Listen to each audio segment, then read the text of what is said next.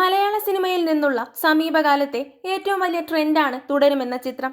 വലിയ pre release publicity കൂടാതെ ഒരു മോഹൻലാൽ ചിത്രത്തിന് സ്വാഭാവികമായും ലഭിക്കുന്ന പ്രേക്ഷക ശ്രദ്ധയോടെ തിയേറ്ററുകളിലെത്തിയ ചിത്രമാണിത്.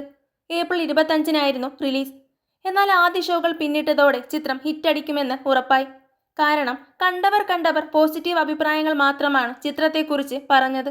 കാണികൾ തന്നെ പരസ്യ പ്രചാരകരായി മാറുന്ന വലിയ വിജയങ്ങളുടെ നിരയിലേക്ക് ചിത്രം ദിവസങ്ങൾക്കിപ്പുറം എത്തിച്ചേർന്നു. 4-ാം വാരത്തിലേക്ക് കടന്നപ്പോഴും ചിത്രത്തിന് തിയേറ്ററുകളിൽ ഇപ്പോഴും കാണികളുണ്ട് എന്നത് പ്രേക്ഷകരുടെ സമീപകാല കാഴ്ചാശീലങ്ങൾ പരിഗണിക്കുമ്പോൾ അത്ഭുതമാണ്. ഇപ്പോഴിതാ ചിത്രത്തിന്റെ ഏറ്റവും പുതിയ ചില കണക്കുകൾ പുറത്തെത്തിയിട്ടുണ്ട്. പ്രമുഖ ടിക്കറ്റ് ബുക്കിംഗ് പ്ലാറ്റ്ഫോമായ ബുക്ക് മൈ ഷോയുടെ കണക്ക് പ്രകാരം അവസാന 24 മണിക്കൂറിൽ ഇന്ത്യയിൽ ഏറ്റവും അധികം ടിക്കറ്റുകൾ വിറ്റ മൂന്നാമത്തെ ചിത്രം തുടരുമാണ്. 59,000-ത്തിലധികം ടിക്കറ്റുകളാണ് ചിത്രം ബുക്ക് മൈ ഷോയിലൂടെ ഇന്നലെ വിറ്റത്. അതേസമയം 23-ാം ദിനമായ ഇന്നലെ തുടരും നേടിയ കളക്ഷൻ കണക്കുകളും പുറത്തെത്തിയിട്ടുണ്ട്. പ്രമുഖ ട്രാക്കർമാരായ സാഹിൽക്കിന്റെ കണക്ക് പ്രകാരം ചിത്രം ഇന്നലെ നേടിയത് 1,63,00,000-മാണ്. ഇതിൽ മലയാളം പതിപ്പ് മാത്രം നേടിയതാണ് 1,58,00,000.